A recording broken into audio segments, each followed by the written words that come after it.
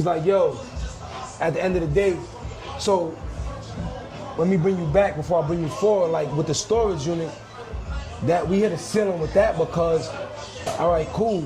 Now we only got a certain amount of time to get to the storage unit. We working on daytime now. Yeah. So now the storage unit closes at 6. Somebody call you at 7 o'clock, like, yo, you got this?